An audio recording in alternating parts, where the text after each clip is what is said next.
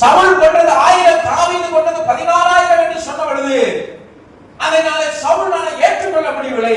தாவீதை எப்படியாவது கொன்றுவிட வேண்டும் என்று சொல்லி தனக்கு மெய் பாதுகாப்பாளனாக தாவீதை வைத்து அவனுக்கு அநேக வேலைகளை கொடுத்தான். சவுல் சிக்கலான வேலைகளை கொடுத்தான், இக்கட்டான வேலைகளை கொடுத்தான், செய்ய முடியாத பாரமான வேலைகளை கொடுத்தான். ஆனா தாவீது சோர்ந்து போகவே இல்லை. ஒரு அல்லேலூயா சொல்லுங்க. நான் ஒண்ணே ஒண்ணு சொல்றேன், நீங்க செய்யற வேலைகளை மாத்திரம் என்ன செஞ்சிட கூடாது, சோர்ந்து போகவே கூடாது. எப்பேற்பட்ட காரியம் வந்தாலும் அந்த வசனத்தை நம்ம வாசிக்கிறோம். 1 சாமுவேல் 18:5. தாவீது சவுல் தன்னை அனுப்புகிற எவ்விடத்திற்கும் போய் புத்தியாய் காரியத்தை நடப்பித்ததனால் ஒரு அல்லேலூயா சொல்லுங்க. சத்தமா சொல்லுங்க அல்லேலூயா. நீங்க உழைக்கிற அந்த உழைப்போட கூட ஒண்ணு சேர்த்திக் கொள்ளுங்க. அது என்னங்க? சத்தமா சொல்லுங்க.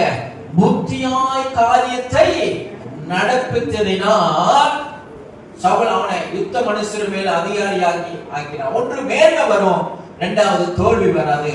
நீங்க கொஞ்சம் நீங்க கையில் படுகிற அந்த பிரயாசத்துல கொஞ்சம் புத்தியா ஞானமா செஞ்சீங்கன்னா இன்னும் மேன்மையாக கர்த்தர் உயர்த்தி வைப்பார். அல்லேலூயா. ஏன் சவுல் இருதயத்துல வன்மம் இருக்குது. தாவீதை தோத்து போகணும், தாவீதை அவமானப்படணும், தாவீது வெட்கப்படணும்ங்கிறதா சவுலுடைய எண்ணம். ஆனா இவன் எல்லா காரியத்திலும் புத்தியா ஞானமா ஜெயிச்சுட்டே இருக்கிறான். ஒரு அல்லேலூயா சொல்லுங்களேன். ஜெயிச்சுட்டே இருக்கிறான். அதனால அவனுக்கு அவமானம் வரல, நிந்த வரல, வெட்கம் வரல. என்னதான் வந்துச்சு? உயர்வு தான் வந்துச்சு. எந்த மனுஷன் உங்களை தாழ்த்தணும்னு நினைக்கிறானோ, எந்த மனுஷன் உங்களை கீழே தள்ளணும்னு நினைக்கிறானோ, நீ கர்த்தருக்கு முன்பாக நல்ல உழைக்கிற பிள்ளையா, புத்தியா நடக்கிற பிள்ளையா இருந்து நான் சொல்றேன், அதே கண்களுக்கு முன்பாக சில சமயம் அவர்களே உங்களை உயர்ந்த ஸ்தானத்தில் கொண்டு போய் இருந்து கர்த்தர் கிருபை பாராட்டுவார். அல்லேலூயா. சத்தமா சொல்லுங்க அல்லேலூயா.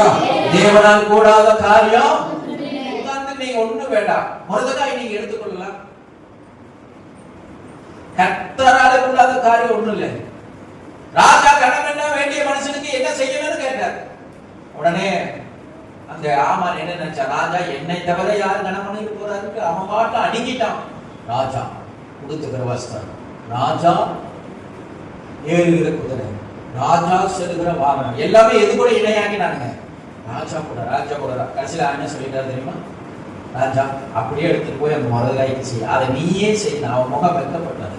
நல்ல உழைக்கிற பிள்ளைகளா, புத்தியா ஞானமா நடக்கிற பிள்ளைகளா இருந்தீங்கன்னா சத்துரு உனக்கு முன்பாக வைக்கப்படுவான். அல்லேலூயா. சத்தமா சொல்லுங்க அல்லேலூயா. சத்துரு உன் வாழ்க்கையில உனக்கு முன்னாடி வைக்கப்பட்டு போவா.